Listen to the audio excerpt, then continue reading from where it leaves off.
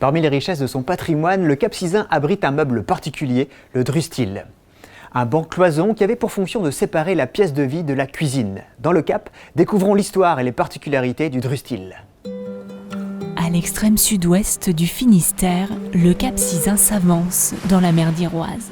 Patrimoine naturel, culturel et religieux, le Cap Sizun est un territoire d'une richesse exceptionnelle. Parmi ses curiosités, un meuble typique du Cap, le drustil. Le nom de ce meuble a deux prononciations. On dit drustul ou on dit drustil.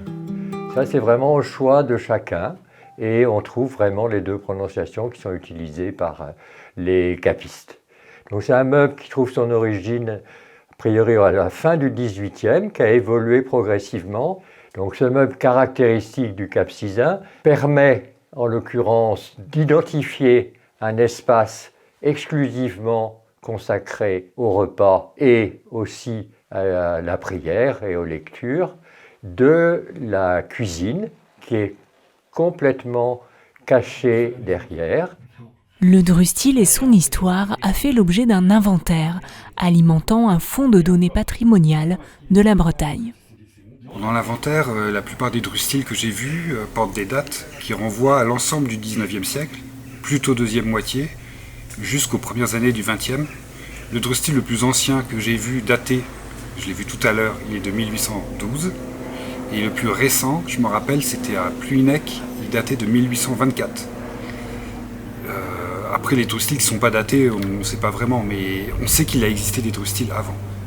Il est clair que c'est le côté ouest du Cap, le Cap d'Orne, le Cap profond, qui a le plus de drustils. Ça ne veut pas dire qu'il n'y en a pas à l'est. J'en ai trouvé à Conformélard, à l'est de Bezec, pas mal. Et la seule commune où je n'en ai pas trouvé, c'est Mahalon. J'en ai pas trouvé un seul. Mais je ne suis pas allé dans toutes les fermes, donc peut-être que j'en ai raté.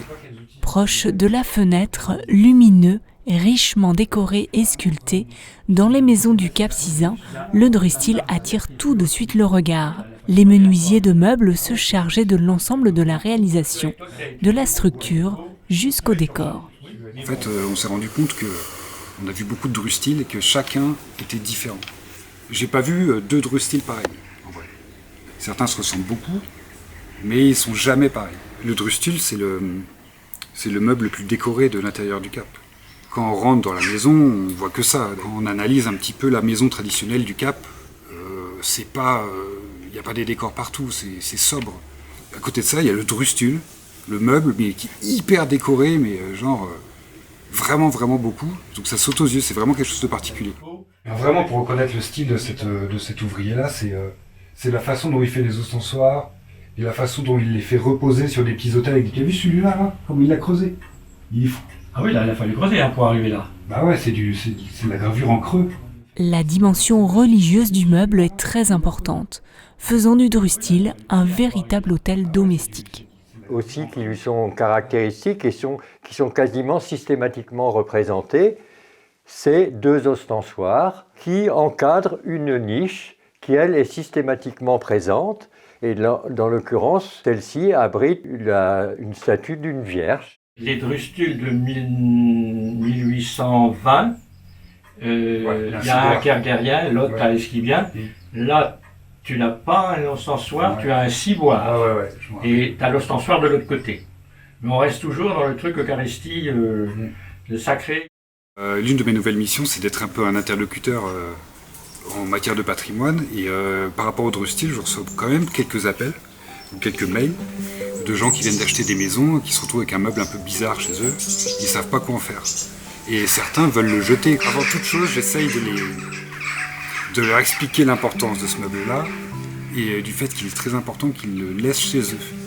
Vraiment, la mission la plus importante, c'est qu'il reste à l'endroit où il est. Et d'expliquer que la maison a été fabriquée avec ce meuble dedans, que ça a une histoire. Moi, j'aime à penser qu'à une époque, il y avait un drustil dans chaque maison du Cap. Ce qui nous amène à plusieurs centaines, plusieurs milliers.